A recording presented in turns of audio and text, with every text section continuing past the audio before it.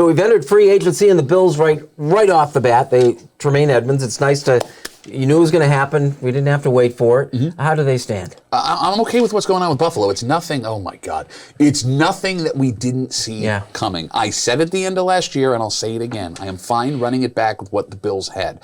Do you think a team that didn't tender a franchise offer to Tre Edmunds doesn't have a plan for what they're doing moving forward? You don't think that the front office knew that this was going to happen? They're not blindsided by this.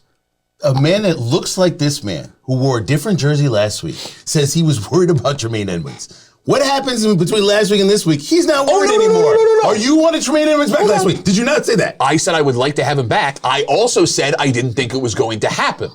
That being said, have Brandon Beane and Sean McDermott and the rest of this front office not done enough in the last 6-7 years to earn the benefit of the doubt?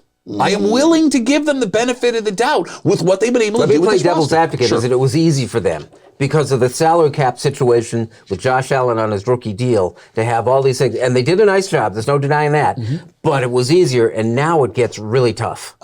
I mean, yeah, that's the challenge of running any NFL franchise. That being said, I still think that people underestimate how much talent is on this Bills roster when healthy. And all of last season, they were never all healthy at the same time. If Sean McDermott is good at one thing, it is coaching up defensive talent and getting more out of them than they should. Shaq Lawson got a massive contract, failed when he left. Jordan Phillips got a massive contract, failed when he left. So much so that they came back on veteran minimum deals. I'm going to be okay. It is going to be okay. I mean, Milano is good news for them. I'd like to see him back in the Bills. But the other thing you have to notice is what everybody else is doing in that division. Minus the Patriots, you got to pay attention to what the Dolphins are doing. Very close last year. Maybe they can put that together. I don't know about the quarterbacks. And the Jets, who seem to be in this hostage negotiations right now with Aaron Rodgers, because I have no idea what's going on. As we're taping this now, he hasn't signed. Will he sign before this tapes or before this airs? Probably. And it's safe to assume that the Jets and the Dolphins are going to get better and the Bills are going to come back a little bit. So you got a tight race, I think, in the division. Can I ask you a question? Why is it safe to assume that? Come back with me, gentlemen. Come back with me to the AFC West arms race of 2022, because it was exactly a year ago that we were sitting here talking about, oh man, the Chiefs got to watch their back, right? The Broncos have gotten so much better. The Raiders have gotten so much better. The Chargers are right on the cusp of doing things. But the Jets and Miami split with Buffalo last year. They weren't that far behind. The Jets and Miami split with a Buffalo team that could not stay healthy. A Buffalo team that won the division with 3 games left in the Miami season. was playing most of the season without their quarterback. And for Miami and the Jets, the same sort of thing. They did not have their quarterback. I don't understand what's going on with those situations as of right now. Sure. We don't know what the news will be. Better. They're going to be better. I think they are, and I think this should be a concern for Buffalo. What are you basing that on? You're basing it on strict talent? Because if you're basing it on strict talent, Buffalo still has the most talented roster in that division. And the Jets have a great young defense that's rising.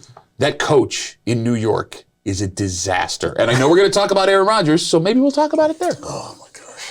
So where do the Bills go from here, do you think, Tariq? I don't know. I mean, apparently they're fine. I mean, they don't need to draft anybody. They don't need to sign anybody. They've got some space. They've reworked some contracts, so they actually have some flexibility. This is smart. I think the fact that they did rework those contracts, I think it was Allen and was it Miller? Von Miller and Josh Allen. Gives them some flexibility to decide a couple of different things that go further down the line. I think it makes it a little bit smarter. Their draft, I'm not worried about them in their draft. I think they will draft well and plug in those plug-and-play players. But it's going to be interesting to see on paper who gets better in that division. That's what's going to be interesting. Here's what I need. Joe, behind the scenes extraordinaire. When the Bills win the division next season and they do it with 3 games left in the season, make sure this is saved so you can play it back for both of them. Just play last week when he wasn't concerned about Edmunds. That's all.